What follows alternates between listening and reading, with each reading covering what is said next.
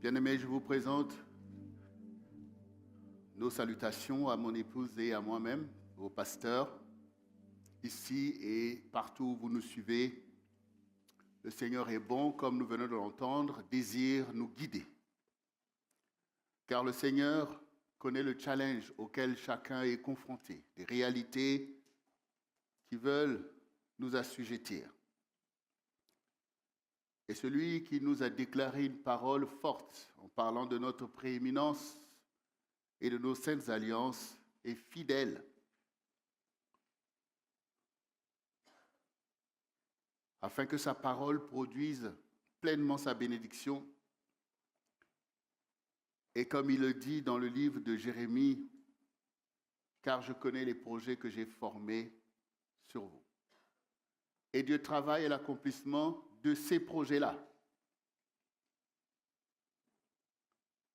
Et chacun de nous doit s'assurer que les projets que tu poursuis sont conformes aux ordonnances de Dieu, parce que lui, il agit pour les projets qu'il a formés pour toi. Et malheureusement, parfois, nous avons plein de projets qui n'ont rien à voir avec le plan de Dieu pour nous. Alors, cela peut nous amener à penser que Dieu est infidèle parce qu'on a prié pour ces choses-là qui ne sont pas le plan de Dieu. Et quand on est dans l'échec, on pense que la faute revient à Dieu. Non.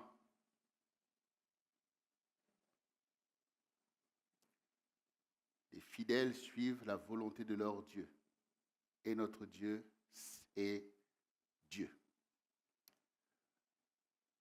Alors le même esprit qui vient de nous parler a prévu chaque année de nous donner un programme, un calendrier de prière, de méditation, où il y a toujours un thème qu'il a posé pour nous conduire pas à pas à l'accomplissement du leitmotiv qu'il a donné. Et notre part, c'est de croire en la prophétie et d'agir selon elle. Et cette prophétie a été claire, il y a une prééminence pour chacun d'entre nous. Ça veut dire que Dieu nous a appelés à des choses dès avant la fondation du monde et nous devons conquérir cette place. Si Dieu te veut à la tête, c'est là que tu dois être. S'il te veut en haut, c'est qu'il y a une importance à cela.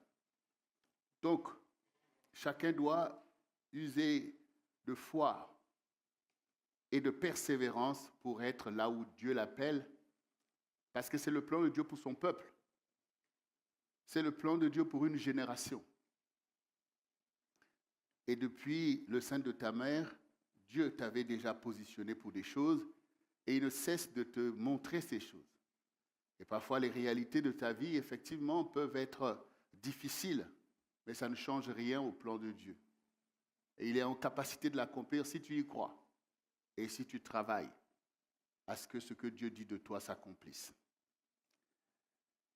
Et cette semaine, on a entendu que c'est la semaine pour nous de la provision divine.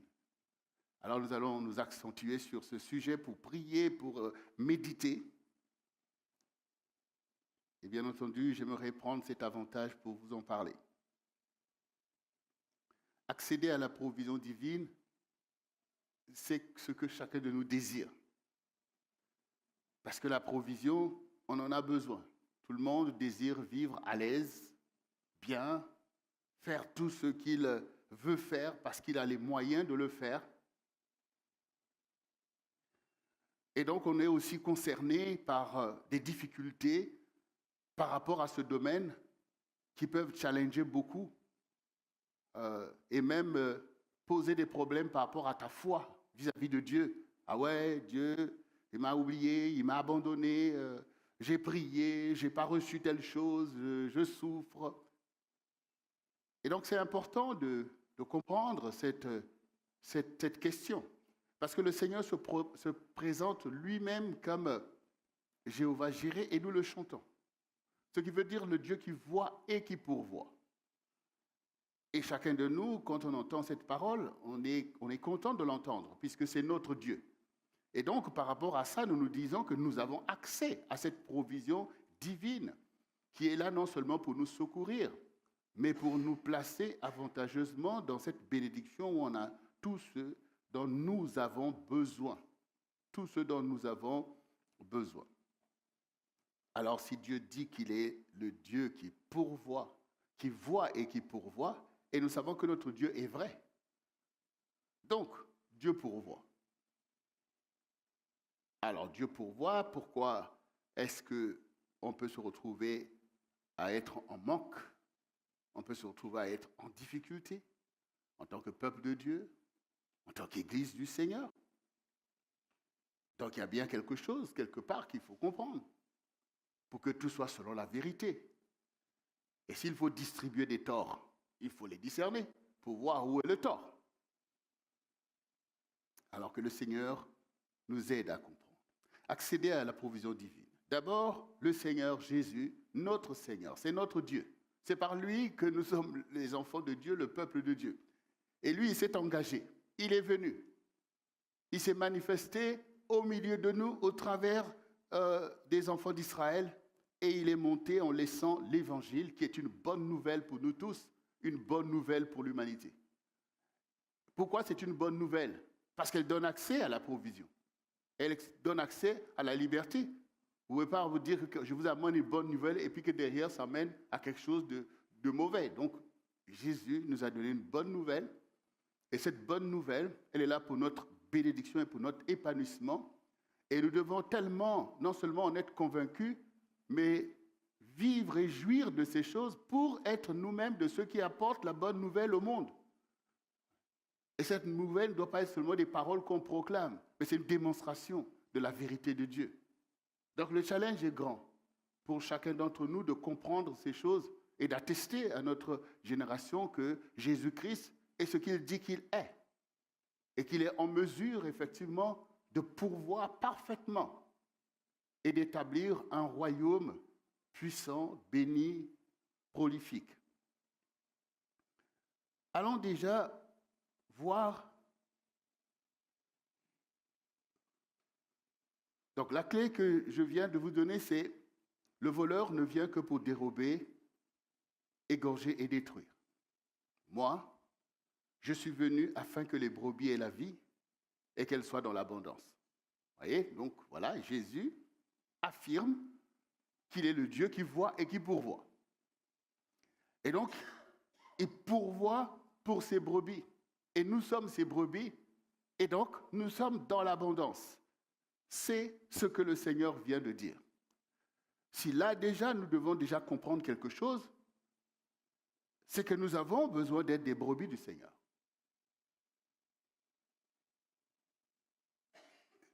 Il n'est pas venu pour que les boucs soient dans l'abondance, parce que ça, c'est ce qui est dans le monde. Voilà, le bouc, il a des cornes, il défend ses positions, il prend sa position à lui. Donc, ce n'est pas ce qui est avantageux pour le royaume de Dieu. Ce qui est avantageux, c'est que Jésus soit le Seigneur et que nous soyons des brebis et que nous recevions cette provision abondante. Parce que la brebis, c'est le disciple. Si le maître est rempli de paix, de joie, d'amour, le disciple l'est aussi. Et donc, on voit bien comment les choses doivent tourner. Bon, alors, voyons déjà au départ. Dieu est celui qui pourvoit, c'est le Dieu d'Israël que nous connaissons. Genèse 3, à partir du verset 17. Dieu dit à l'homme, puisque tu as écouté la voix de ta femme et que tu as mangé de l'arbre au sujet duquel je t'avais donné cet ordre, tu n'en mangeras point. Le sol sera maudit à cause de toi. C'est à force de peine que tu tireras la nourriture tous les jours de ta vie. Il te produira des épines et des ronces, et tu mangeras de l'herbe des champs.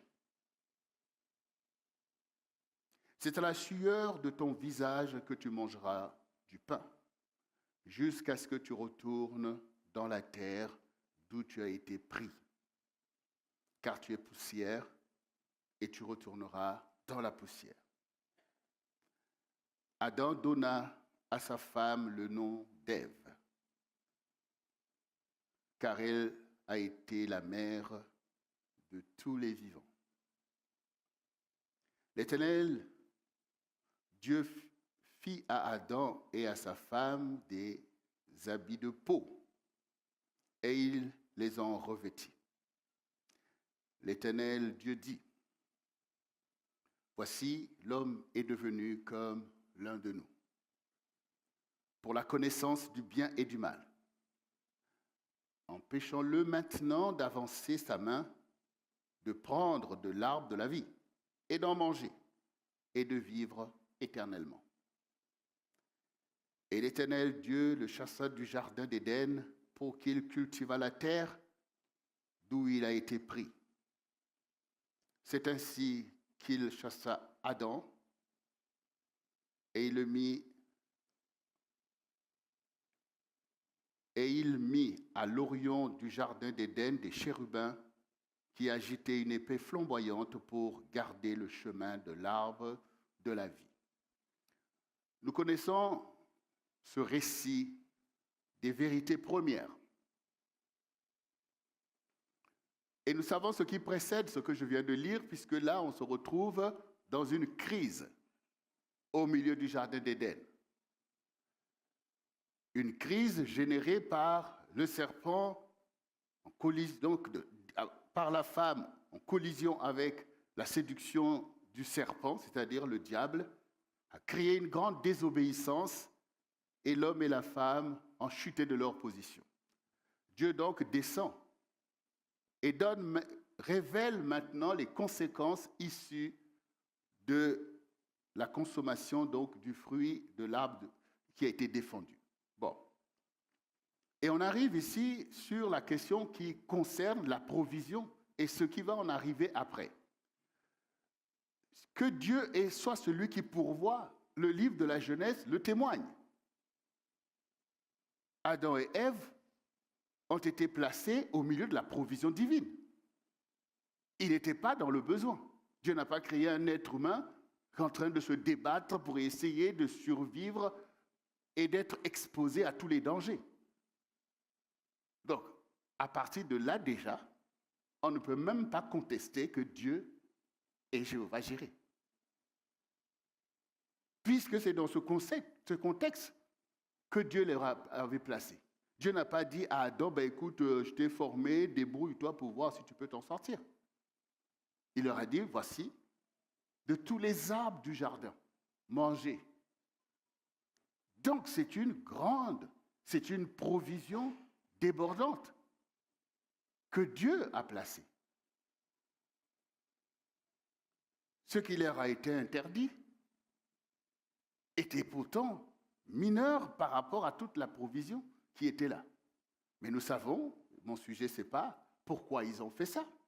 Mon sujet ici, c'est d'abord que nous puissions confesser la vérité de Dieu. Son œuvre témoigne qu'il est Dieu qui bénit abondamment, qu'il fait des choses qui débordent. Et c'est ce qu'il a fait de la terre, de ce que nous savons, de ce que nous voyons. Donc, notre Dieu est véritablement le Dieu qui pourvoit abondamment. C'est ce qu'il a fait pour l'humanité au travers d'Adam et Ève, mais quelque chose s'est passé pour pouvoir déranger le plan de Dieu. Et nous devons le savoir. Donc ici, maintenant, on voit qu'il y a une malédiction qui est descendue sur Adam, à qui Dieu avait dit cette parole. D'ailleurs ici, quand le Seigneur dit, parce que tu as écouté la voix de ta femme, il dit bien, tu as écouté la voix de ta femme, ce qu'elle t'a dit. C'est la voix, c'est ce qu'elle a dit. Et le Seigneur n'est pas en train d'opposer Adam et Ève. Mais il a dit, parce que tu as écouté ce qu'elle a dit, alors que je t'avais dit.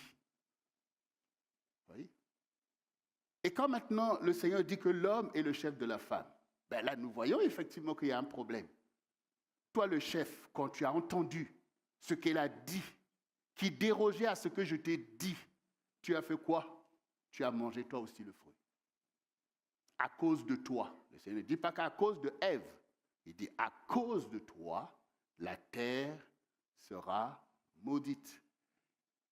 Et comme la terre n'est plus pour toi un jardin d'Éden, elle te poussera des ronces c'est-à-dire toutes sortes de difficultés, de crises, des choses qui vont venir contre ton épanouissement. Donc, la crise. Alors, donc, maintenant, ce que Satan voulait est arrivé. Oui, connaître le bien et le mal, le bien et le mal, j'ai déjà eu l'occasion d'expliquer que Satan sait que connaître veut dire expérimenter. Bien sûr que Dieu, il connaît le bien, il connaît le mal. Mais lui, il est au-dessus, il maîtrise ces choses. Mais il t'avait dit que toi, si tu en manges, tu paieras parce que tu n'as pas cette capacité de pouvoir résister au mal et toutes sortes de choses. Quand le mal s'est produit dans le ciel, Dieu a éradiqué ces choses. Donc maintenant, l'homme aussi se met en position que moi-même, je vais gérer entre le bien et le mal. Je suis suffisamment grand et tout. Et donc, le piège, il est là. Donc, Satan a atteint son objectif. Maintenant, le mal peut régner sur la terre. Et donc, lui, maintenant, peut aussi régner sur la terre. Puisqu'il a été évincé du ciel, là où il voulait avoir une position, il est maintenant évincé, il devient errant et misérable. Et maintenant que la porte lui est ouverte de régner, il va pouvoir former son royaume sur la terre. Parce qu'il a toujours voulu être Dieu. Et pour ça, il faut un territoire. Il a été précipité, il ne peut rien faire là-haut dans le ciel, sinon que de temps en temps, on le voit au milieu des enfants de Dieu. Dieu lui demande, mais d'où viens-tu et toutes sortes de choses. Il ne peut pas régner là-haut. Donc du coup, sur la terre, il y a maintenant une porte qui s'est ouverte où le mal peut agir et que Dieu est obligé de faire avec. Et donc du coup, son objectif, c'est de former son royaume. Mais le royaume, il va le former sur la terre. Et j'aimerais que vous puissiez comprendre que quand le Seigneur Jésus dit aux enfants d'Israël, je vous donne la terre promise, il y a un peuple dessus. C'est une promesse de bénédiction, mais elle va agir au détriment aussi des peuples qui sont sur ce territoire. Et nous voyons, jusqu'aujourd'hui, le combat pour ce territoire. Donc, quand Satan dit maintenant que je peux bâtir mon royaume sur la terre, ça va être au détriment de quelqu'un. Voilà. Donc ces enjeux-là, il faut les comprendre pour réaliser ce qui se passe dans ton quotidien aussi. Donc maintenant, le Seigneur, maintenant, il a accompli la parole qu'il avait dite. Le jour que tu en mangeras, tu retourneras à la poussière, c'est-à-dire tu périras.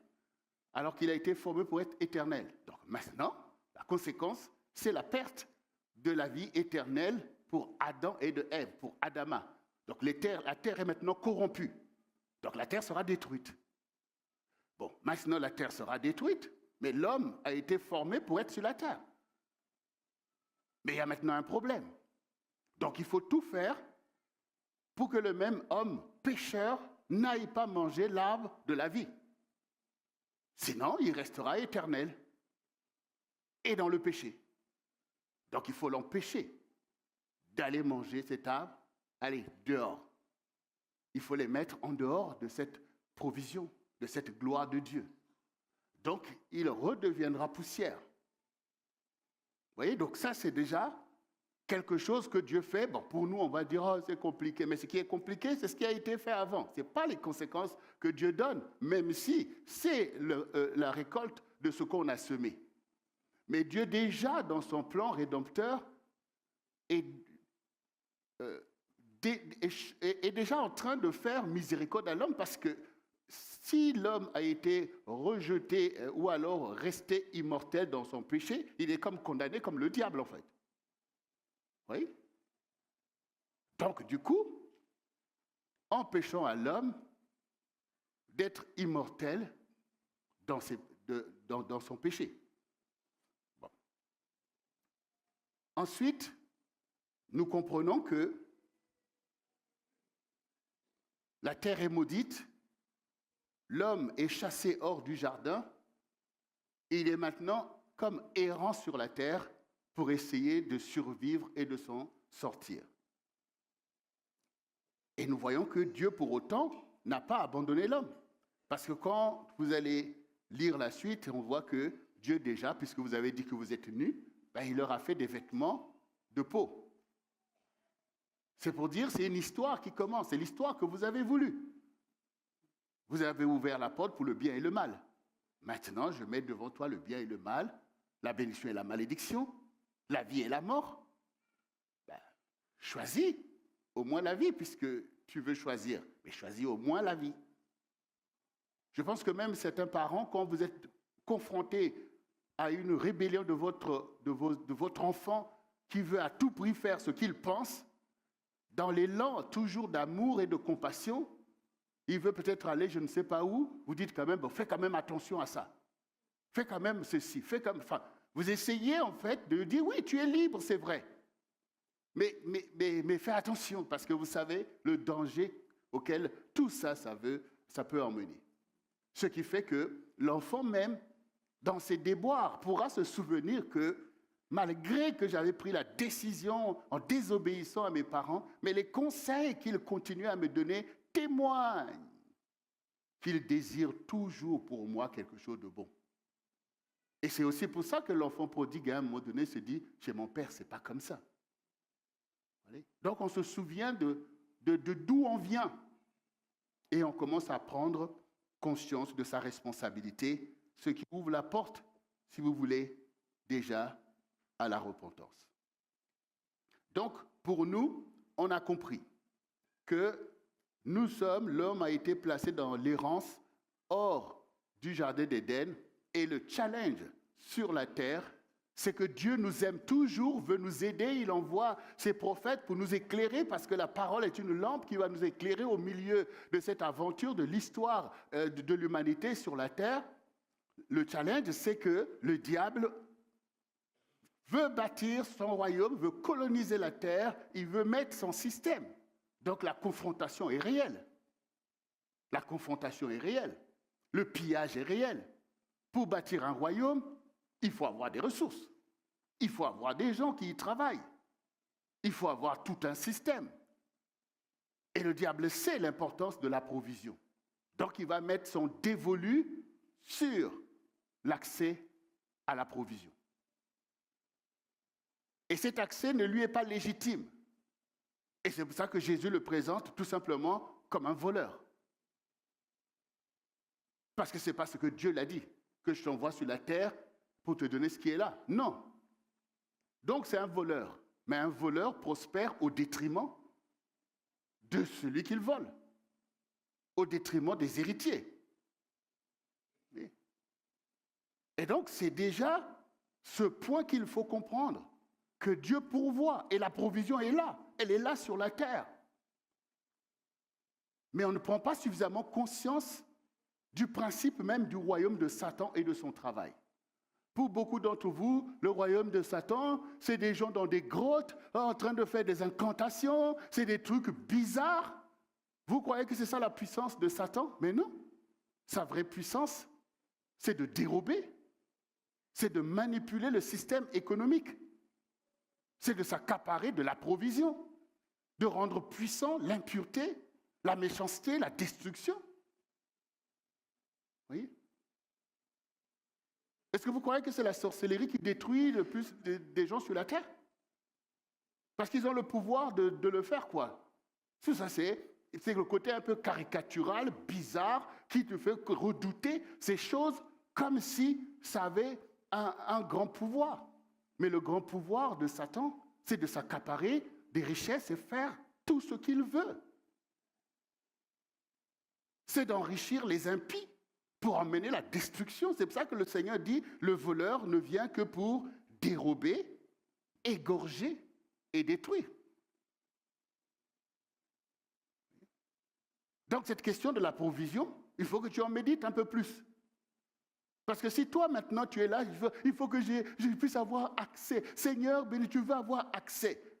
Mais il faut que tu te demandes, mais cette provision, elle est là, Dieu a pourvu. Mais qui a accès à ces choses? Qui s'est accaparé de cette provision? Qu'est-ce qui est fait de la provision?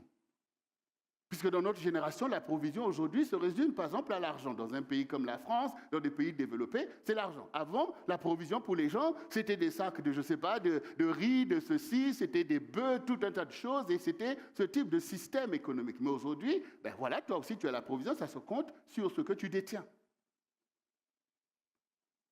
Des milliards et des milliards et des milliards d'argent qui circulent.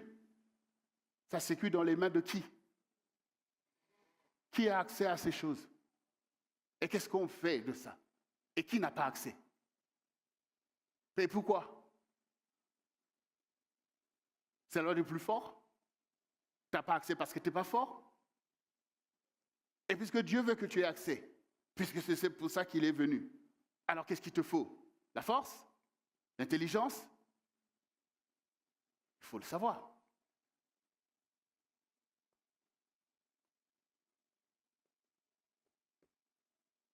Même dans nos prières, est-ce que tu pries pour que le système de Satan soit dérouté?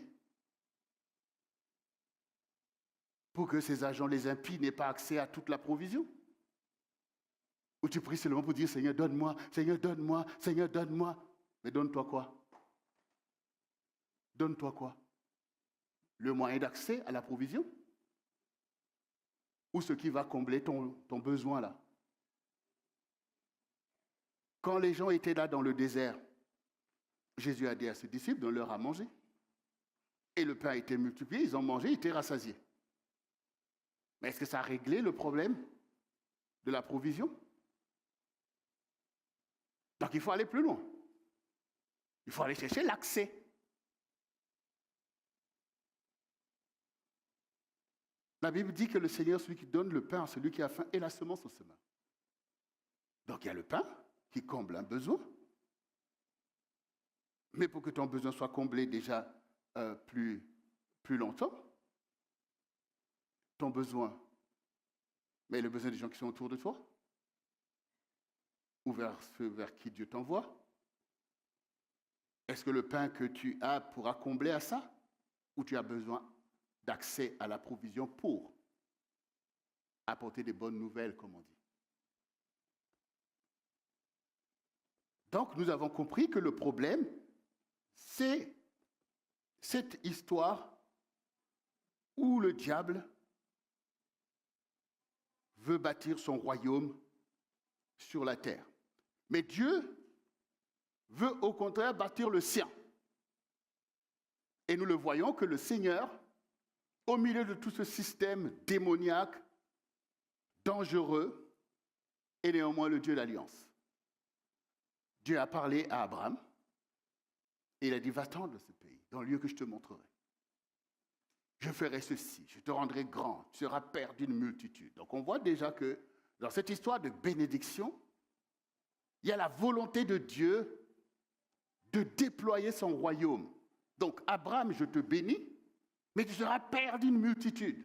Donc la bénédiction que je te donne doit couler, doit atteindre un impact global parce que je veux un peuple qui règne sur la terre. Ça aussi, déjà, il faut le comprendre. Parce que beaucoup ne comprennent pas ça, en fait.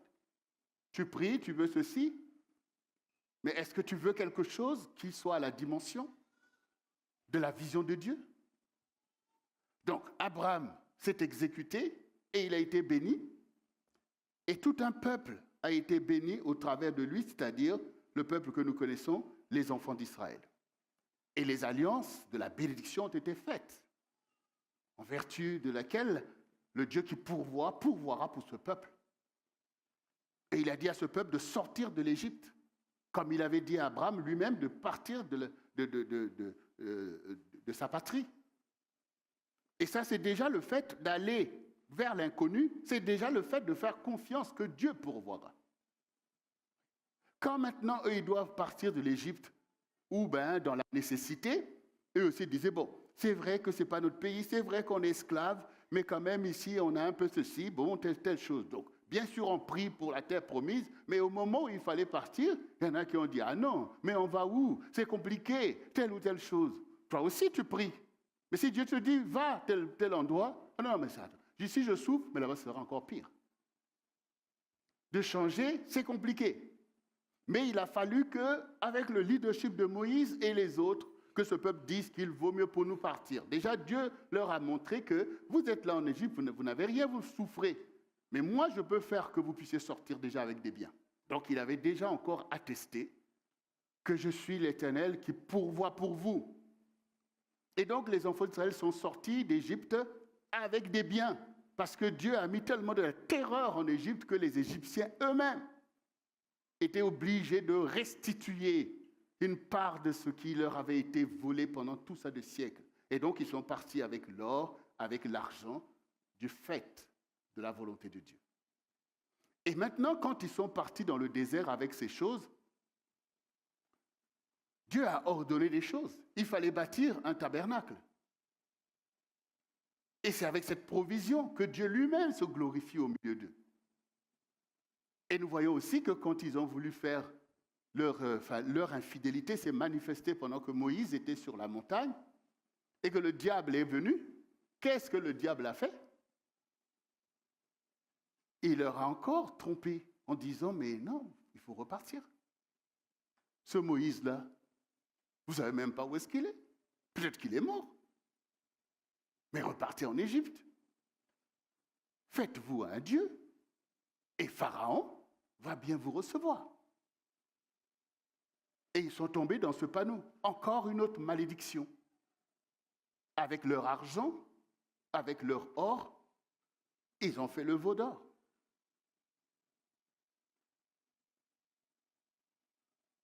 Et quand maintenant Moïse vient avec des lois pour leur montrer que tu n'auras pas d'autre Dieu et tout ça, c'est la catastrophe. Malheureusement, beaucoup sont morts de cette histoire. Mais qu'est-ce que maintenant Dieu ordonne? Il dit à Moïse de bâtir le tabernacle pour faire asseoir l'alliance et la bénédiction pour que Dieu soit au milieu d'eux et qu'ils aient une provision pendant cette grande épopée dans le désert. Et maintenant, qu'est-ce qu'ils ont fait? Avec ce qui leur restait après cette mésaventure du veau d'or, ils ont apporté l'or, l'argent, tout ce qui était nécessaire, et un tabernacle a été bâti au milieu d'eux où Dieu peut régner. Et pendant ces 40 ans où Dieu a régné au milieu d'eux, ils n'ont pas manqué de provision. Puisque la manne qui a été donnée, c'est une provision qui était non seulement suffisante, mais qui était une bénédiction pour eux. Cette manne correspondait à ce qu'un peuple peut résister dans le désert pendant tout ça de temps et être en bonne santé. Donc c'est ça la provision divine. Ils n'ont manqué de rien par le fait que Dieu était au milieu d'eux. Même si les murmures n'ont pas cessé. Parce que là, ce n'était pas quelqu'un qui voulait dire, bon, moi je veux des maisons, moi je veux des... Mais oui, ça c'est déjà les maisons que tu cherches.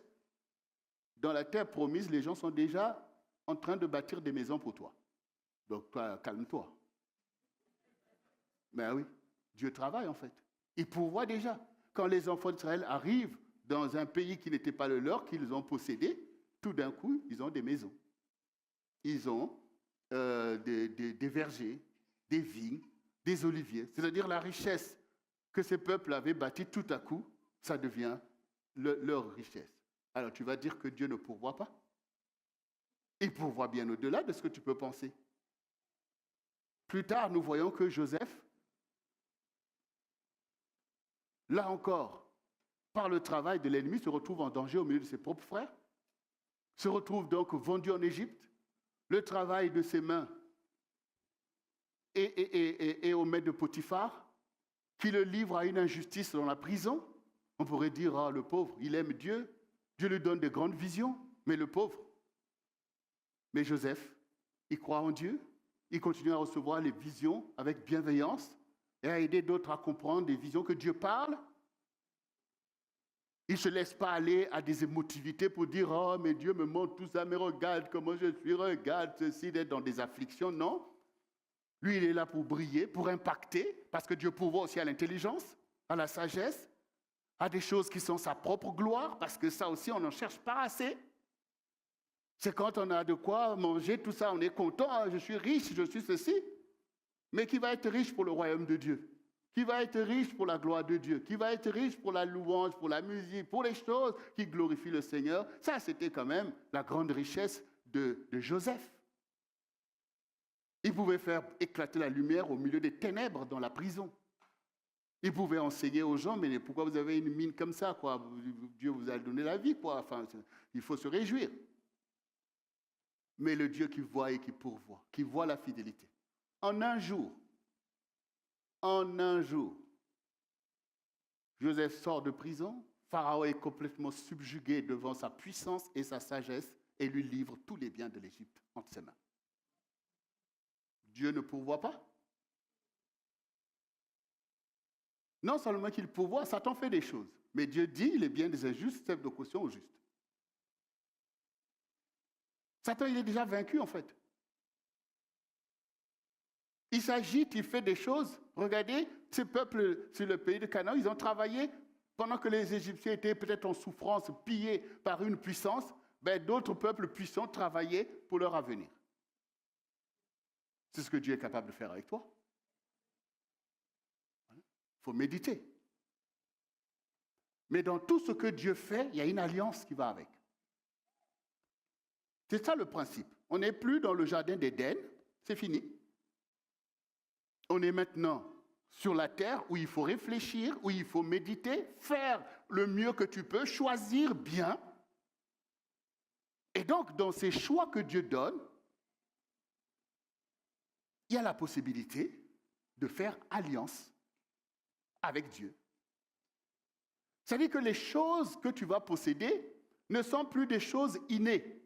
Comme pour Adam, tu te réveilles, oh, un jardin formidable. Père, c'est pour qui? C'est pour toi. Oh, tout ça déjà, je n'ai même pas eu à travailler, c'est déjà là. Oui, c'est pour ça que je t'ai formé. Ça, c'est fini. Ça, c'est fini. Maintenant, celui qui m'honore, je l'honore. Celui qui me cherche, je me révèle. Moi, je veux un royaume. Si quelqu'un le veut, on va faire un royaume. Ça, c'est ce qu'on appelle l'alliance. Maintenant, il faut faire alliance. Puisqu'il y a maintenant le bien et le mal. Il y a maintenant le Seigneur, Jésus, et il y a aussi Satan. Donc, au milieu de ça, c'est l'alliance qui va déterminer tout maintenant. Parce que quand on parle des enfants d'Israël, c'est bien une alliance entre Dieu et Abraham, entre Dieu et Isaac, entre Dieu et Jacob et leurs descendants. Donc, c'est maintenant l'alliance qui va déterminer la provision divine. Parce qu'une provision divine, elle est une provision qui atteint jusque ton âme, ce qui est différent de la provision que Satan donne. Voyez? Donc Dieu d'abord, c'est ton âme qui a besoin d'abord de provision divine, de gloire de Dieu, de bénédiction. Voilà. Il y a des gens pour qui ils ont peu de temps. Mais toi, Dieu t'a donné tout le temps. Toi, tu es déjà dans la vie éternelle. Quand Jésus était sur la terre, il n'habitait pas dans un palais. Ses intendants n'étaient pas tous les jours, bon voilà, on fait des commandes, la provision arrive, je ne sais pas, comment on appelle, c'est livré par Amazon, oui, je ne sais pas. Mais parfois, ils étaient dans la situation, on demande, mais où est-ce que tu dors? Mais on n'a rien, Seigneur, on a peu de choses et tout ça. Mais regardez, ce qui était la provision de Jésus, c'était quoi? C'est faire la volonté de son Père. C'était la gloire de Dieu. C'était le bonheur du peuple de Dieu. C'était le salut des âmes, de l'humanité, de nous tous. Ça, c'est ce que le Seigneur dit, travailler pour ce qui ne périt pas. Et quand il dit chercher premièrement le royaume et la justice, tout le reste vous sera donné. Ça veut dire que cette provision qu'on a besoin sur la terre ne doit pas vous aveugler. Ça ne doit pas vous aveugler comme ceux qui suivent le diable, qui se laissent aveugler par ces choses. Ce n'est pas le plus important. Dieu sait que vous en avez besoin. Mais Dieu va d'abord chercher en vous le royaume et la justice de Dieu. C'est ça qu'il va d'abord chercher en vous. Voilà. C'est ça qu'il va chercher en vous. Et ce sont des choses qui sont là pour vous garder des malédictions qui ont frappé la terre avec toutes ces richesses. Vous voyez? Ces choses sont destinées à être détruites. Mais Dieu ne veut pas que tu sois détruit. C'est pour ça que le Seigneur dit, À quoi sert-il à un homme de gagner le monde s'il perd son âme? Donc tout ça, il faut méditer pour savoir que oui, Dieu pourvoit, il nous conduit, il a des objectifs clairs, mais c'est à nous de comprendre que maintenant, ce qui importe, c'est l'alliance par laquelle nous avons reçu la vie et que nous pouvons accomplir sur la terre la justice de Dieu qui doit néanmoins atteindre les fils des hommes que Dieu veut délivrer de ce temps qu'il a donné comme pèlerinage sur la terre. Tu as ta fonction comme Jésus. Toi aussi, tu dois être sûr que Dieu est avec moi, que Dieu pourvoit pour moi, mais je veux me veiller à ce que d'autres aussi reçoivent une telle provision. C'est alors que le Seigneur donc dit aux enfants d'Israël, dans Deutéronome 28 que nous connaissons, verset 11, « L'Éternel te comblera de bien en multipliant le fruit de tes entrailles, le fruit de ton troupeau, le fruit de ton sol, dans le pays que l'Éternel a juré à tes pères de te donner. L'Éternel t'ouvrira son bon trésor, le ciel, pour envoyer à ton pays la pluie en son temps et pour bénir tout le travail de tes mains, pour prêter tu prêteras à beaucoup de nations et tu n'en prendras point. L'Éternel fera de toi la tête et non la queue.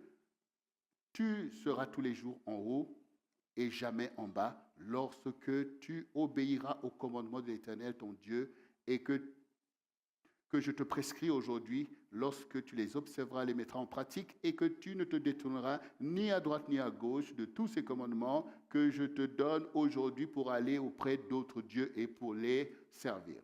Donc ici, on voit bien que Dieu reste le maître de la provision. Il a un bon trésor qu'il veut ouvrir pour toi. Et nous connaissons, l'alliance est basée sur l'obéissance à Dieu. Parce que Dieu veut gérer les ressources d'une façon juste pour les fils des hommes.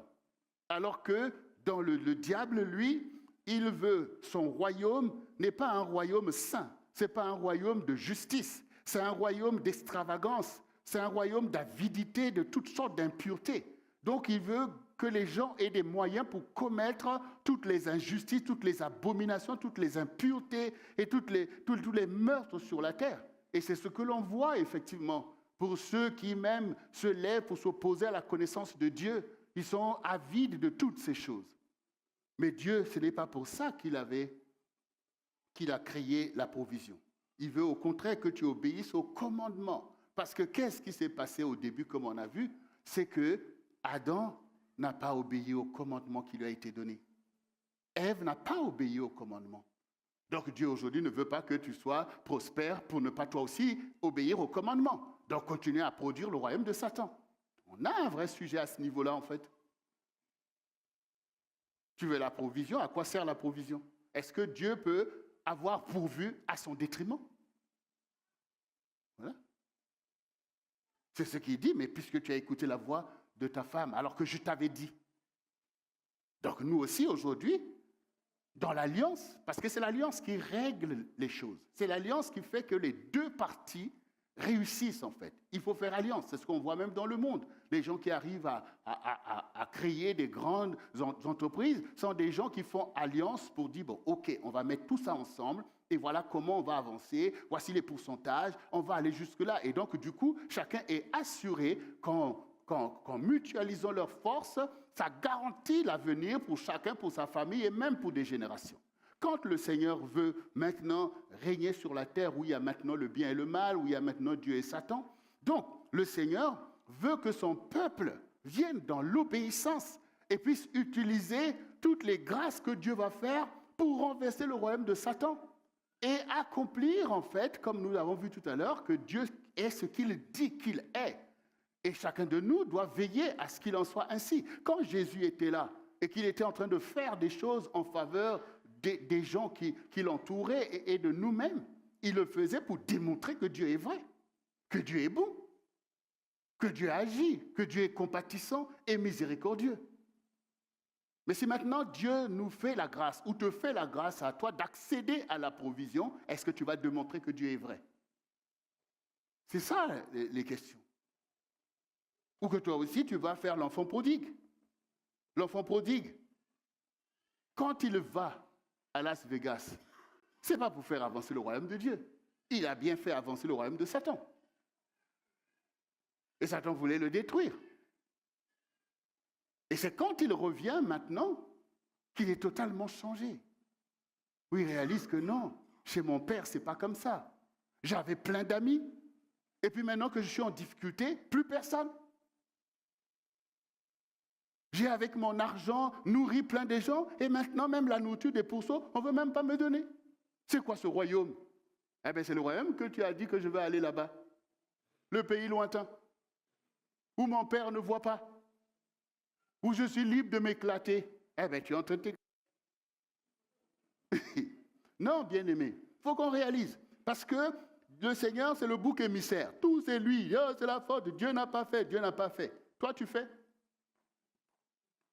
Ah. Donc, la volonté de Dieu, c'est nous combler. C'est ce qu'il veut faire. Si nous obéissons, les choses vont aller bien.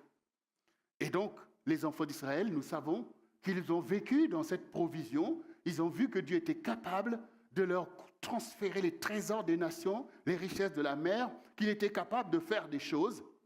Mais Dieu qui est aussi dans la vérité, parce que l'alliance, ce n'est pas une complaisance. Ce n'est pas une complaisance, en fait. Et regardez maintenant, le même peuple, au travers des temps, on continue à proclamer les paroles, Dieu ceci, Alléluia, Dieu Seigneur, comme on a chanté, on loue.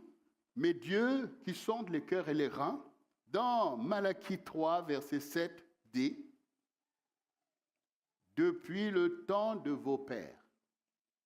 Ah, les enfants d'Israël, quand ils entendent déjà ça, depuis le temps de père, qu'est-ce qu'on a fait? Ils commencent à se gratter la tête. Parce que là, ça veut dire que vous vous êtes écartés de mes ordonnances. Rappelez-vous ce qu'on a vu, Deutéronome 28. Plus tard, depuis le temps de vos pères, vous vous êtes écartés de mes ordonnances. Vous ne les avez point observées. Revenez à moi et je reviendrai à vous, dit l'Éternel. Et vous dites, en quoi devons-nous revenir? En quoi devons-nous revenir? Vous trouvez que comment vous vivez, c'est normal? Vous voyez que l'alliance est en place? En quoi devons-nous revenir? Un homme trompe-t-il Dieu? Car vous me trompez. Et vous dites, en quoi t'avons-nous trompé? Est-ce qu'il y a une personne qui veut savoir en quoi tu as trompé Dieu? Ah, il y a des courageux, hein? Ben oui, ça commence toujours par l'ONUCC. Ah, quand tu lis cette parole, tu dis, ah, les enfants d'Israël, hein? Ils ont trompé Dieu. Mais ce n'est pas à eux que Dieu parle, c'est à toi. C'est à nous qui parle, là. Ah, moi, je veux bien qu'il y ait un enfant d'Israël qui m'écoute quand je prêche, mais là, c'est à vous que je prêche. Ben, je ne dis pas qu'il y a peut-être parmi vous quelqu'un qui vient d'Israël. Bon, quand je regarde, peut-être que tu es un falacha, peut-être, on ne sait pas. C'est pour ça que je regarde, mais bon, au festival, en tout cas, on les voit. Mais pour le moment, c'est à nous que Dieu parle. Bon, Dieu dit, vous me trompez dans les dîmes et dans les offrandes. Ah! Seigneur, on pensait que tu vas nous dire qu'on a fait des idoles, que voilà, telle chose. Mais comment ça dans les dîmes et les offrandes? Toi, tu es Dieu qui pourvoit, tu as tout. Comment encore cette histoire des dîmes, des offrandes, que ça soit important pour toi? Ah, c'est ça en fait. Comment toi, le grand Dieu qui voit et qui pourvoit, tu vas nous dire que nos dîmes, qu'on te trompe, que ça pose problème? Eh oui. Vous êtes frappés par la malédiction et vous me trompez. La nation tout entière. Apportez à la maison du trésor toutes les dîmes afin qu'il y ait de la nourriture dans ma maison. Mettez-moi de la sorte à l'épreuve, dit l'Éternel des armées, et vous verrez si je n'ouvre pas pour vous les écluses des cieux, si je ne réponds pas sur vous la bénédiction en abondance. Pour vous, je menacerai celui qui dévore, et il ne vous détruira pas le fruit de la terre, et la vigne ne sera pas stérile dans vos campagnes, dit l'Éternel des armées. toutes les nations vous diront heureux, car vous serez un pays de délices, dit l'Éternel des armées. Bon, trompé dans les dîmes. Donc ça nous fait prendre conscience que les dîmes, les offrandes, c'est important pour Dieu. Bon, ok, est-ce que Dieu est en crise pour qu'il a besoin de nos dîmes parce que pour l'aider un peu? Regardez vous-même ce qu'il dit. Apportez-les dans ma maison. La maison de Dieu est où? Et au milieu de nous. Comme le tabernacle a été créé au milieu parce que c'est l'alliance. Donc, et cette maison qui est la maison de l'alliance ne doit pas être exempte, ne doit pas être pauvre. C'est là que vous me louez. Et donc, une tribu a été affectée au service de Dieu. Et que ne devaient être ni cultivateurs, ni des bergers pour aller garder des moutons. Pourquoi? Parce que vous voulez Dieu au milieu de vous, il faut l'honorer, il faut lui donner gloire comme là-haut dans le ciel. Mais ces gens-là, il faut bien qu'ils aient une provision. Donc il dit bien, pour qu'il y ait de la nourriture dans ma maison. Ça veut dire que quand il y avait les enfants d'Israël se rendaient infidèles sur les dîmes et les offrandes, que faisait toute la tribu qui a été affectée à être devant Dieu? Eux aussi quittaient le temple et allaient chacun se débrouiller à essayer, lui aussi devenir peut-être cultivateur pour sauver ta vie et ta maison. Et donc du coup, ils perdaient sur la présence de Dieu. Dieu peut-il régner là où il n'y a pas de louange, là où il n'y a pas d'adoration, alors que les choses ont été dites par rapport à l'entretien du tabernacle? Donc, ce que Dieu est en train de dire, vous êtes frappés par la malédiction parce que vous êtes vous-même désordonnés. Vous voyez, ce n'est pas Dieu qui a besoin de ça, mais c'est mon service qui en a besoin. Le service qui vous est destiné. C'est comme si maintenant, nous, tu es malade, tu dis, en France, il n'y a pas d'hôpitaux, il n'y a pas d'hôpitaux, il n'y a pas d'hôpitaux. On peut te dire, mais les hôpitaux sont créés avec tes impôts. Est-ce que tu as payé tes impôts? Bon. Alors, donc, qui va créer les hôpitaux pour toi, en fait? Mais nous, en France, on sait qu'il y a des hôpitaux. Alors, du coup, on comprend que ceux qui sont là pour gérer, ils ont de quoi gérer. Le budget de la France est bien pourvu. Pas seulement par ce qu'on va prendre à gauche, à droite, mais il y a quand même des gens qui travaillent et qui payent des impôts. Donc, il y a de quoi rendre le peuple en bonne santé. Là, le Seigneur est en train de nous dire, mais si je bâtis le tabernacle au milieu de vous, c'est vous qui en avez besoin. Mais il faut être un royaume, il faut fonctionner. Je ne peux pas ordonner des choses et que les choses ne tournent pas. Si je dis à Moïse, fais ça, je vais gérer ça, je vais gérer ça, je vais gérer ça, je dois pouvoir le faire. Si le Seigneur te dit, je vais te bénir, tu es là, Seigneur, tu as dit que tu vas me bénir, mais Seigneur, tu n'as pas fait. Donc ça veut dire que ce que je dis, c'est bien que ça s'accomplisse. Quand Dieu le fait, Seigneur, bravo, tu as fait ce que tu as dit. Mais j'ai dit aussi autre chose, auquel toi aussi tu es engagé pour qu'il en soit ainsi. Là, bien-aimé, le challenge commence à venir sur nous. Ça veut dire que ce n'est pas Dieu qui fait qu'il n'y ait pas la provision. C'est nous, en fait, dans notre façon d'être et de faire. Qui alimente le royaume de Satan? C'est parfois les enfants de Dieu eux-mêmes. Parce que la provision que tu as, Dieu sait ce que tu fais avec. Si maintenant, dans une famille, prenons une famille, Dieu voit qu'il y a la famille, il y a des enfants, il y a des bébés, il y a des nourrissons. Est-ce que Dieu va dire, bon allez, chacun pour soi? Le nourrisson, il va faire quoi? Donc, il y aura des personnes qui vont avoir accès à une provision.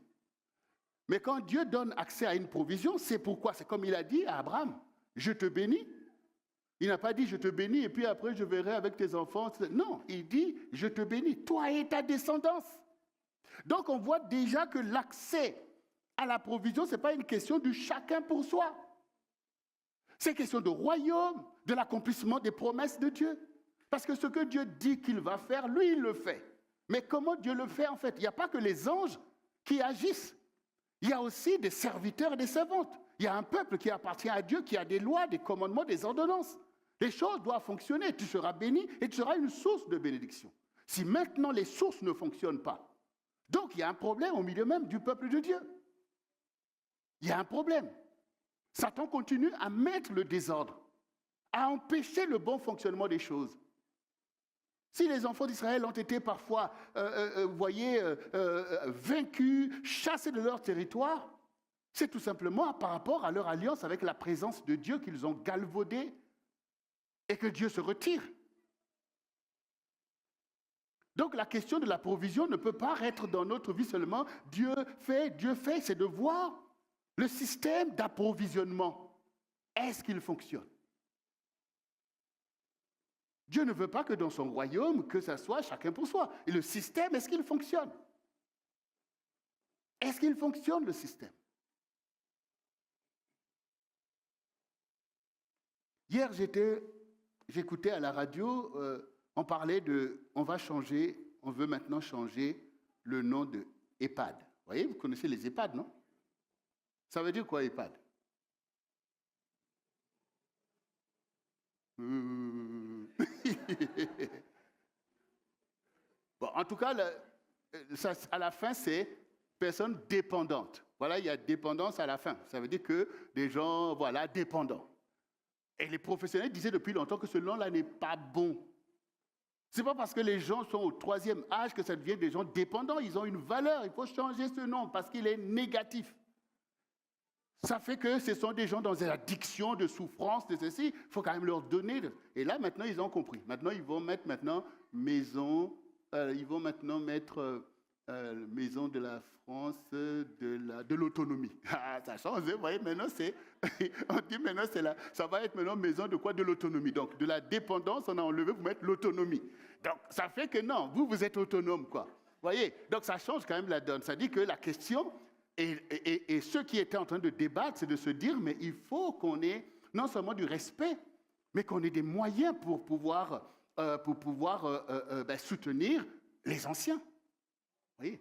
Parce que maintenant, il dit, j'entends que oui, vraiment, ça va être compliqué, ça va être un tsunami parce qu'il y aura de plus en plus des gens dépendants. Et tout, je me dis, non, ce n'est pas ça. Ce sont des gens qui doivent être valorisés. Et nos sociétés doivent faire une place à des personnes qui sont effectivement dans ce type de fragilité. Donc on voit bien que quand je suis en train de vous parler de la justice de Dieu, c'est les mécanismes de la justice, est-ce que ça fonctionne? Parce que Dieu va pourvoir, mais il y a des canaux qu'il utilise.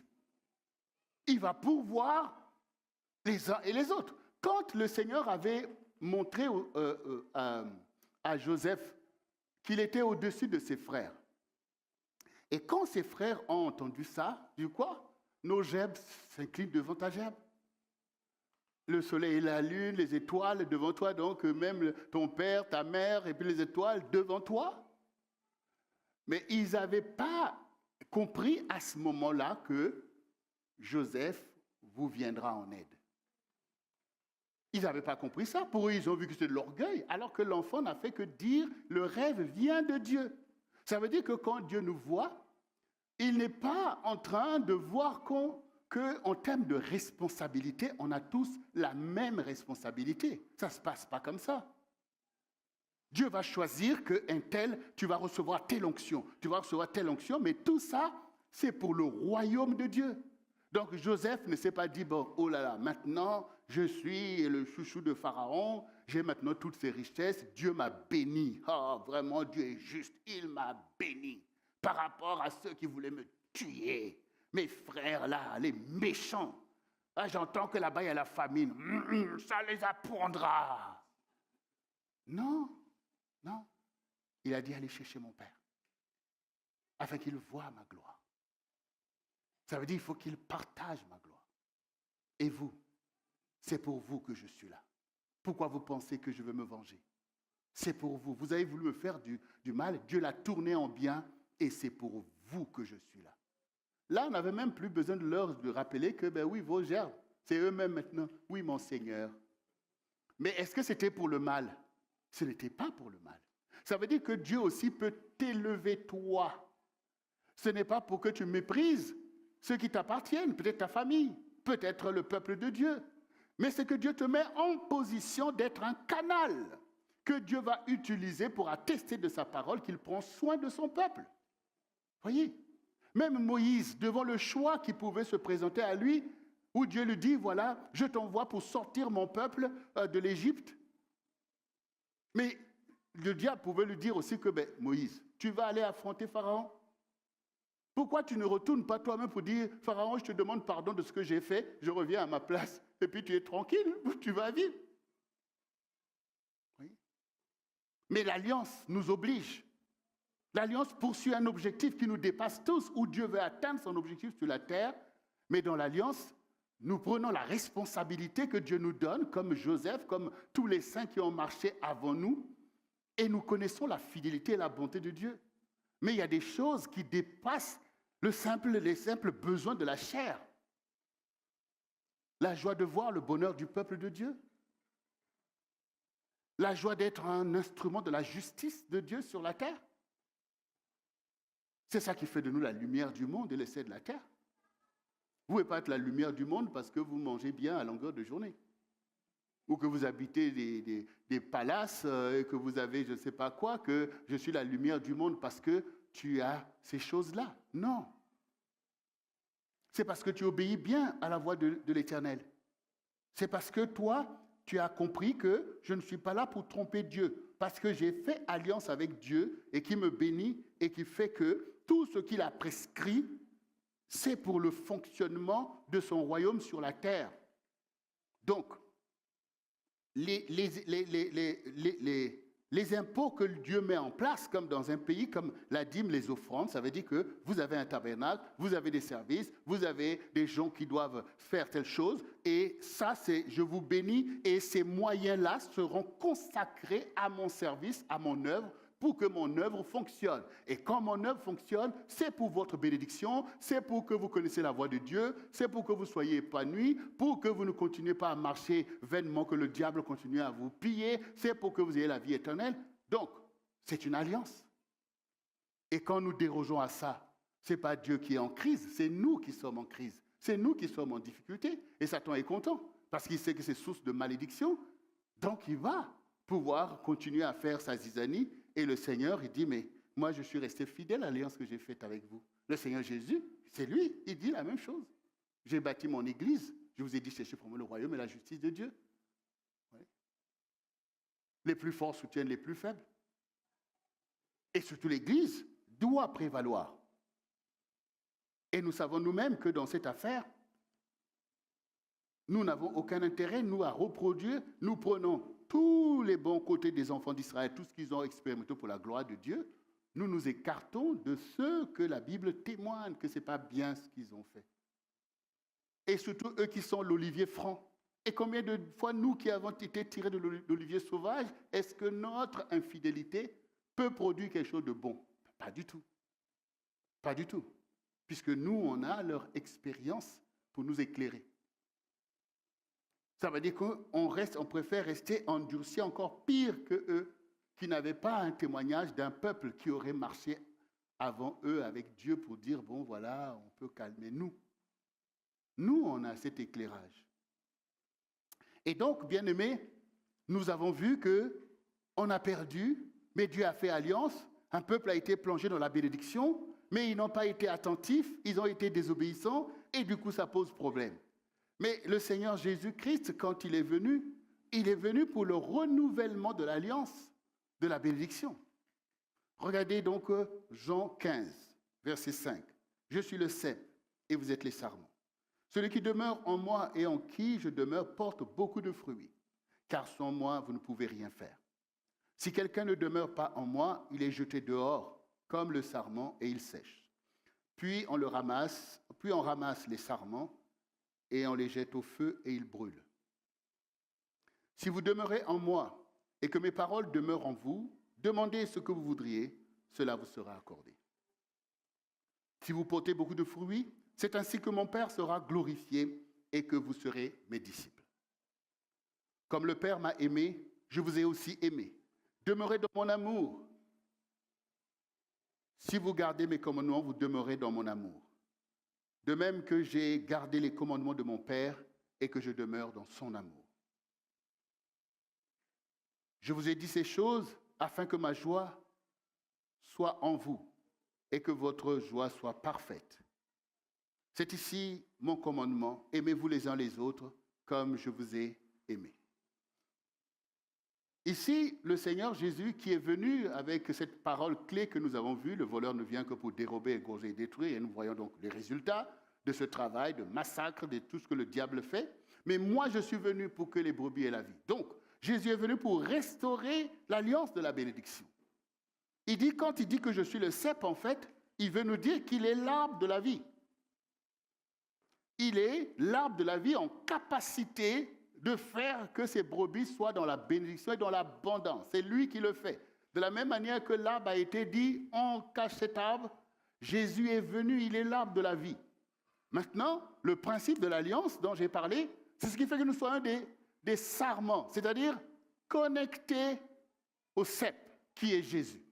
Donc ça veut dire que ce n'est plus nous qui vivons parce que le sarment, il vit parce qu'il est connecté. S'il est déconnecté, il meurt. Donc maintenant, quand nous vivons, ce n'est plus nous en tant que tels, pour qu'on garde nos convoitises d'avant, pour que chacun ait sa vision des choses du monde. Oui, comme ceci, comme cela. Non, nous, on est maintenant dépendants du cep. Donc, qu'est-ce que le cep veut faire sur la terre? À quoi va servir la provision? Puis c'est lui qui envoie la sève et il veut que nous puissions porter le fruit, mais le fruit de Christ que nous allons porter. Et ce fruit est destiné à qui? Cette provision, parce que quand on parle de provision, mais on parle aussi de productivité. Ça fait partie de la provision divine. Donc maintenant, le Seigneur nous emmène beaucoup plus loin. Nous ne sommes plus dans les convoitises ou comme ces peuples qui sont dans le désert, on veut manger, qui suivent Jésus et tout. Non, Jésus, il dit, le grain qui est tombé en terre, s'il demeure seul, il périt.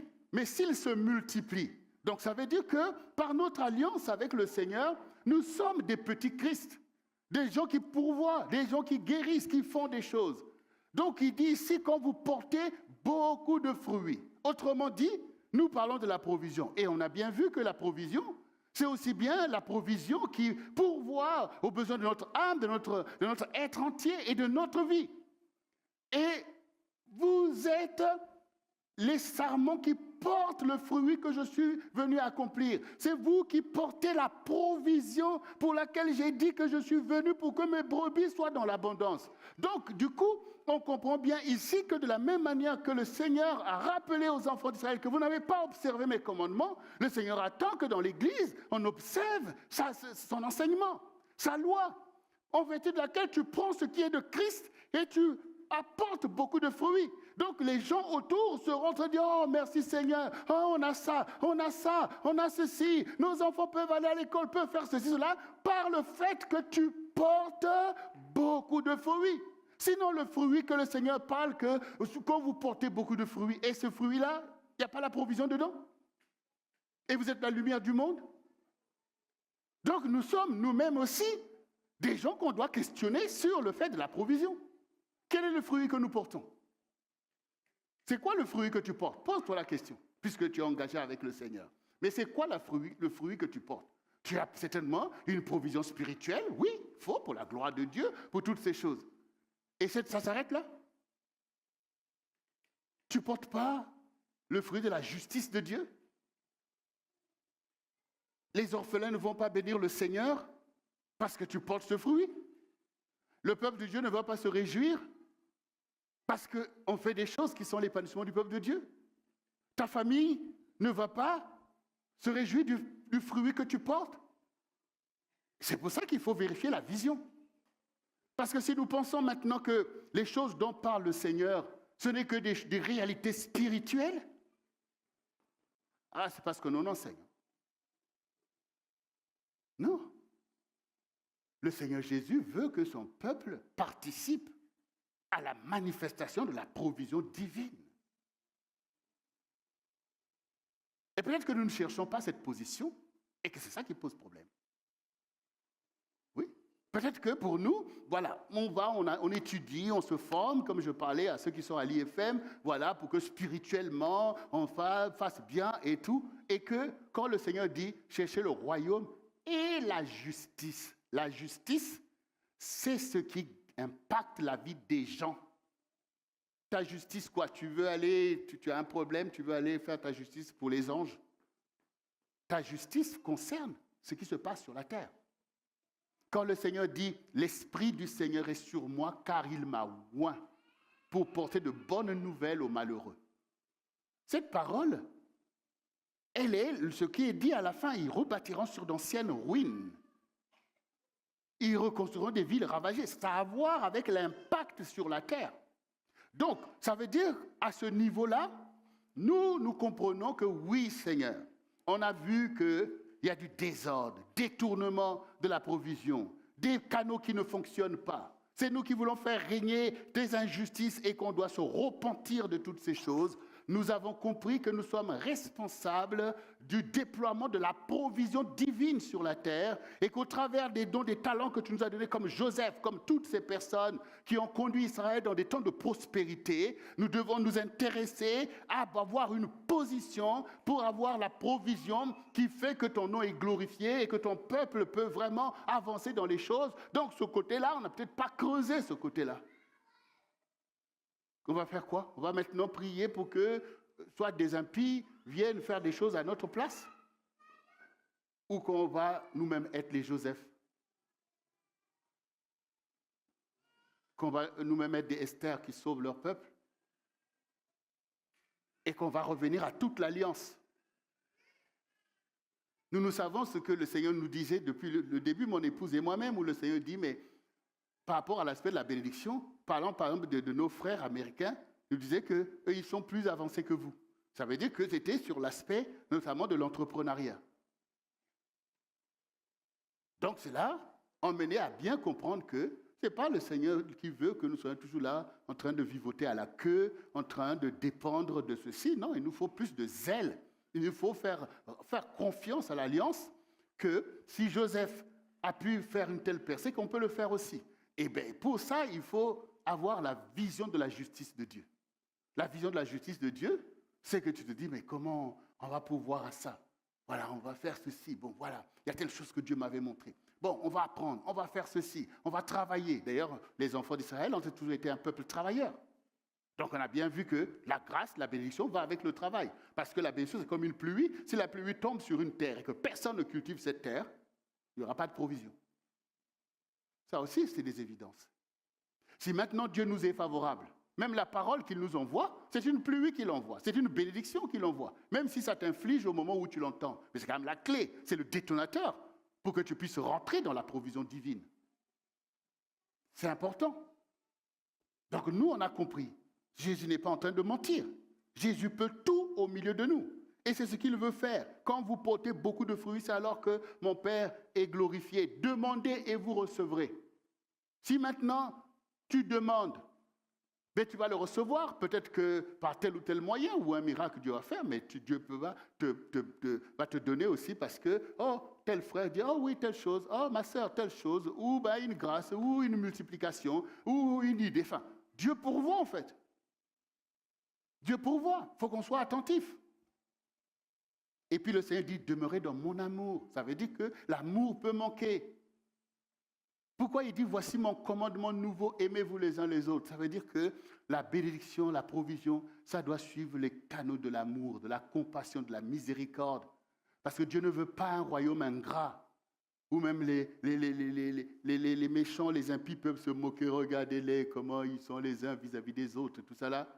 La charité qui était pratiquée par les chrétiens au début, maintenant c'est les stars de ceci, c'est là qui pratiquent la charité, et puis nous on est là, bon Seigneur, tu vois qu'on ne peut rien faire. Hein.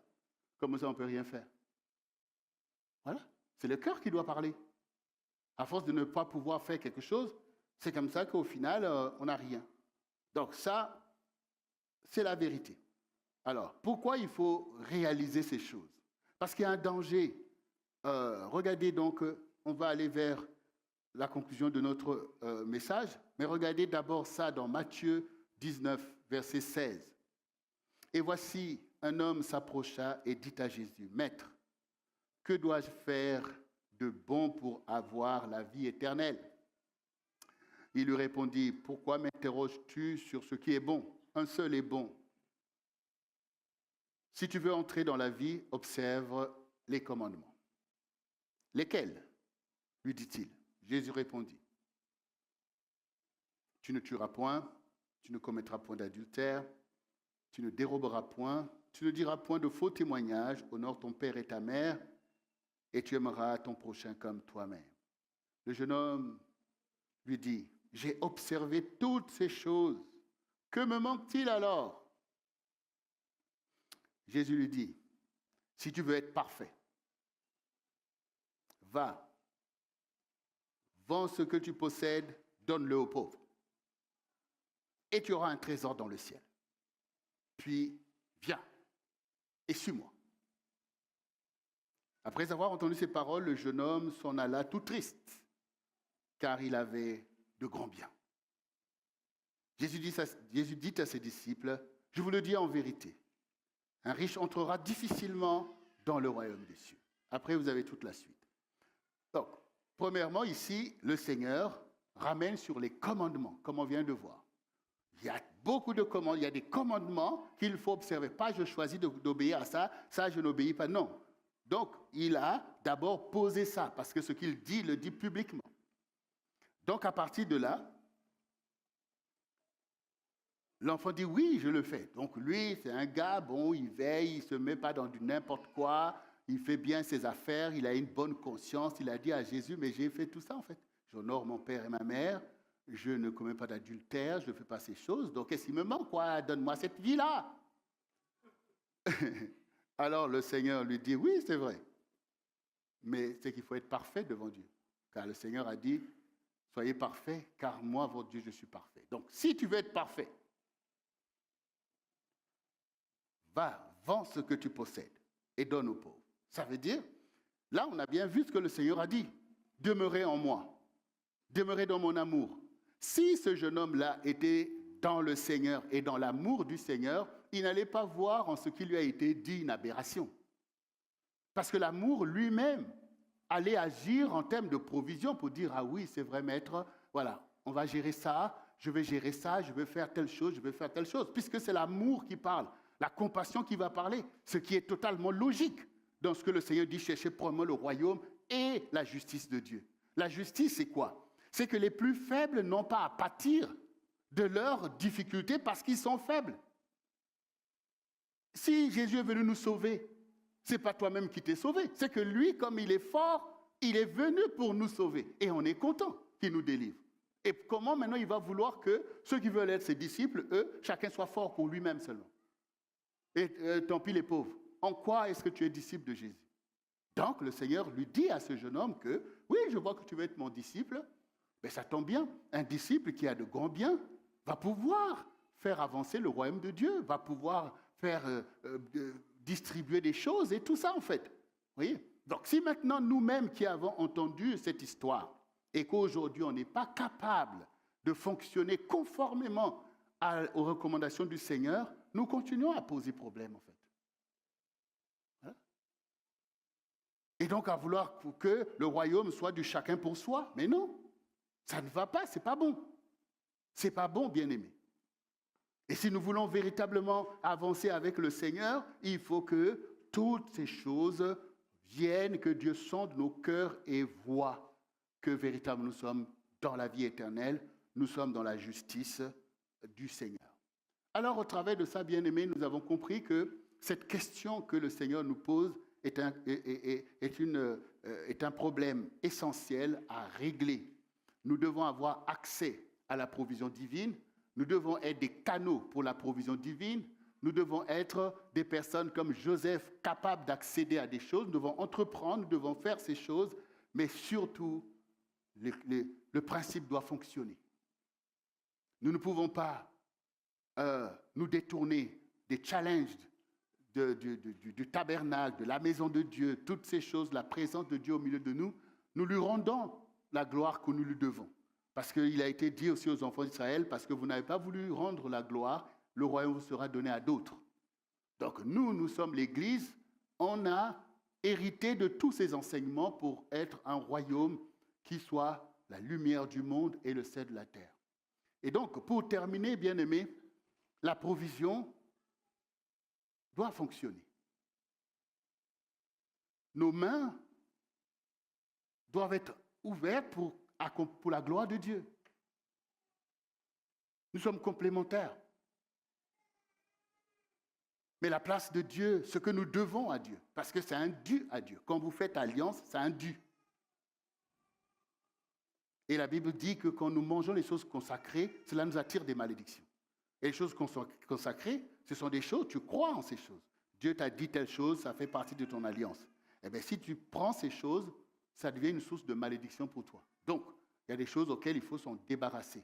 Bon, j'ai promis à Dieu telle chose, voilà ce qui est à toi, voilà ce qui est à toi, Seigneur.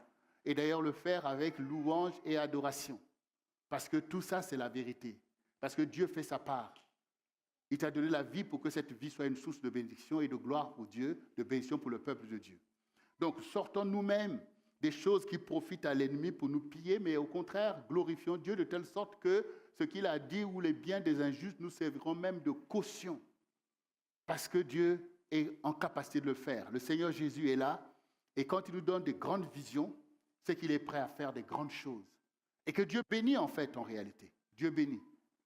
Mais l'usage de cette bénédiction doit être au milieu de nous quelque chose de saint, quelque chose de pur. On doit commencer à se glorifier, au contraire, d'être des disciples obéissants. Parce que, vous savez, la part que vous consacrez à Dieu, c'est la part que maman ne peut pas prendre. Dans le système du monde dans lequel on est des consommateurs, et le royaume de l'ennemi aussi fonctionne comme ça. Mais Dieu, au contraire, Jésus nous a montré qu'il faut travailler pour les âmes, il faut faire ce qui est bien avec ce que Dieu te permet de faire. La suite de cette parole de l'enfant prodigue, le Seigneur, il dit bien, faites-vous des amis avec des richesses injustes. Dieu peut nous donner accès aux richesses injustes, mais veillons à se faire des amis là-haut où le Seigneur nous regarde et il attend de chacun de nous. Amen.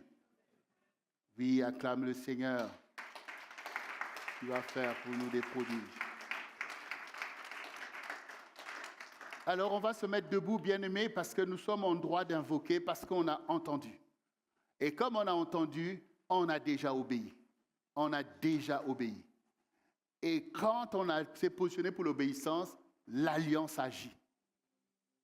L'alliance agit maintenant même que nous avons compris. Maintenant même que nous nous repentons de comment on a pu agir en dehors de la parole de Dieu, maintenant même, le Seigneur voit que sa parole ne revient pas à lui sans avoir accompli ce pourquoi elle a envoyé.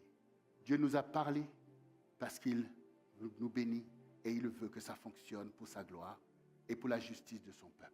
Répète après moi ces quelques paroles. Seigneur Jésus, me voici devant toi, car tu es mon maître et tu es mon Dieu. J'ai entendu ta parole, j'ai écouté ta parole et j'obéis à ta parole. Pour agir pleinement selon la grâce qui m'est faite, d'accéder à la provision divine et de faire éclater ta justice tout autour de moi. De faire éclater ta justice dans ta maison, afin que ta maison ne manque pas de nourriture pour tes serviteurs, tes servantes, que la louange ne manque pas, que la gloire de Dieu ne manque pas au milieu de nous. J'ai compris que je suis béni et que je suis une source de bénédiction, afin que tous voient ta gloire et soient bénis. Aujourd'hui, j'ai compris l'usage que je dois faire de la provision divine, parce que tu es un Dieu bon qui fait se lever son soleil sur les bons comme sur les méchants. Merci Seigneur, parce que mes mains sont devant toi. Et maintenant même, je reçois une provision divine pour faire éclater ta gloire, pour faire éclater ta justice, car les choses anciennes sont passées. Je me suis repenti de toutes les convoitises du monde et je renonce à toute avarice qui est sur la terre, qui alimente le royaume de Satan. Mais aujourd'hui, je veux alimenter le royaume de Dieu. Car tu es Jéhovah Jireh, qui voit et qui pourvoit. Tu pourvois pour moi. Et au travers de moi, tu pourvois pour ta maison. Et tu pourvois pour les gens, pour ma maison, pour ma famille. Et partout où tu nous envoies, tu fais que je sois la tête et non la queue. Et aujourd'hui, je veux recevoir la provision divine avec abondance, parce que tu es venu afin que tes brebis soient dans l'abondance. Et je fais alliance avec une provision divine, abondante, parce que je veux faire éclater ta justice. Nous voici devant toi, Nous sommes le centre du réveil chrétien. Et tu es Dieu de vérité. C'est pourquoi je fais alliance maintenant même avec cette provision que tu as destinée à ce ministère pour accomplir son œuvre et son rôle au milieu de cette génération. Que ton peuple ne manque de rien, Seigneur. Que l'œuvre du ministère ne manque de rien, Seigneur. Que ma maison ne manque de rien. Car tout t'appartient. L'or et l'argent t'appartiennent, y compris les biens des injustes, Seigneur. Et c'est toi, Seigneur, qui nous livres ces choses pour accomplir ta justice. Afin que le faible dise, je suis fort, et que le pauvre dise, je suis riche. Dieu a fait de grandes choses. Merci, Seigneur, parce que tu fais des grandes choses aujourd'hui même, et que la provision nous est abondante, dès maintenant et à jamais, au nom de Jésus-Christ. Lève ses mains. Père de gloire, voici des vases d'honneur, Seigneur, pour ta justice. Parce qu'ils ont prêté l'oreille et deviennent des canaux de ta justice, comme Abraham avant eux, et tous les saints que tu as oints pour que le peuple de Dieu soit dans la bénédiction. Voici des vases d'honneur devant toi. Voici ceux qui ont reçu cette parole en confessant la vérité. Seigneur, que ta provision, Seigneur éternel Dieu, soit libérée en eux maintenant même avec puissance. Seigneur, que dès maintenant même, tu puisses menacer le dévoreur éternel Dieu, qu'il soit chassé dans les lieux arides avec toute son armée de rongeurs et de toutes sortes d'esprits impurs qui viennent pour voler, piller la provision ou pour pouvoir empêcher, Seigneur éternel Dieu, que ta parole, Seigneur, soit accomplie au milieu de ton peuple. Oui, Saint-Esprit, tu es dans ce lieu, Seigneur éternel, que tes enfants voient véritablement que tu es le Dieu d'alliance, en capacité, Seigneur éternel, de pourvoir à tous nos besoins, aux besoins de ta maison, aux besoins de tes enfants, Seigneur éternel, afin qu'il y ait la vie, Seigneur éternel, dans les familles, Seigneur, et que ton peuple devienne un peuple puissant au milieu de cette génération. C'est ce que je te demande maintenant même. Seigneur, tu es Dieu de miracles, en position de faire des miracles qui aident, qui font passer d'un point à l'autre. Tu es celui qui détient la manne cachée, Seigneur éternel, qui libère toute sa substance maintenant même dans la vie de tes enfants, Seigneur, parce que tu pourvois aux besoins urgents, Seigneur éternel, et tu pourvois à long terme, Seigneur éternel Dieu. C'est pourquoi je te demande d'agir, Seigneur, afin que tes enfants voient que cette parole que tu as envoyée est une clé pour donner accès, Seigneur éternel, à cette provision cachée que tu as mis en réserve, Seigneur, pour ceux qui t'aiment. Oui, Seigneur éternel, c'est pourquoi au nom de celui qui est Dieu et qui parle pour te bénir, reçois maintenant même, bien au-delà de ce que tu peux penser ou demander, cette provision divine qui pourvoit à ton besoin immédiat et qui pourvoit à ce que tes greniers puissent regorger de toute espèce de provision pour te donner l'accès maintenant même et te donner l'opportunité de pratiquer toi aussi la bonté de Dieu, la miséricorde et la charité. Oui, que tu aies accès à ces choses et que tu puisses prospérer pour la gloire de Dieu, prospérer pour le peuple de Dieu, prospérer pour les malheureux, pour les faibles. Que cette grâce qui t'a été destinée, comme à Joseph avant toi, vienne à s'accomplir maintenant même, parce que ton Dieu te transfigure, te donne de rentrer dans cette alliance pour la bénédiction de son peuple et d'une génération. Reçois ces choses, reçois cette grâce, cette intelligence maintenant même, au nom de Jésus-Christ de Nazareth. Et je déclare que ces choses te seront livrées comme à Joseph. Reçois ces choses maintenant même. Oui, car ton Dieu t'est favorable. Selon qu'il est écrit, celui qui m'honore, je l'honore. Le Seigneur t'honore maintenant même comme à Abraham, afin que tu sois source de bénédiction.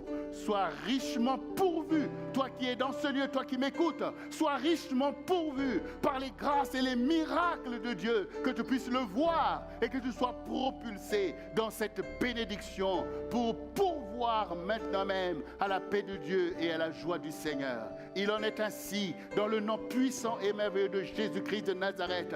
L'ennemi est renversé, son opposition est renversée au nom de Jésus-Christ de Nazareth. Tes ennemis sont livrés maintenant même, ils sont sans force et c'est toi qui saisis le butin. Au nom puissant de Jésus, ce que l'ennemi voulait pour le mal, Dieu le tourne en bien pour toi. Au nom de Jésus, afin que tu aies accès maintenant même. Au nom puissant de Jésus, saisis cette percée. Au nom de Jésus-Christ de Nazareth, tel il a promis, tel il agit maintenant même. Cela fait partie de ta prééminence. Comme Joseph avant toi, ce temps est un temps béni pour toi. Il tarde à Dieu d'accomplir sa justice au milieu d'une génération. Lève-toi, dit le Seigneur, et saisis ces choses. Reçois cette force pour avoir accès à ces choses. Reçois cette intelligence et cette fidélité maintenant même, car ton Dieu se lève pour faire une œuvre parfaite. Gloire, honneur au Seigneur pour sa miséricorde et sa bonté, pour son peuple et pour le centre du réveil chrétien. Au nom de Jésus-Christ, et nous disons ensemble, Amen. On acclame le Seigneur notre Dieu. Merci Jésus.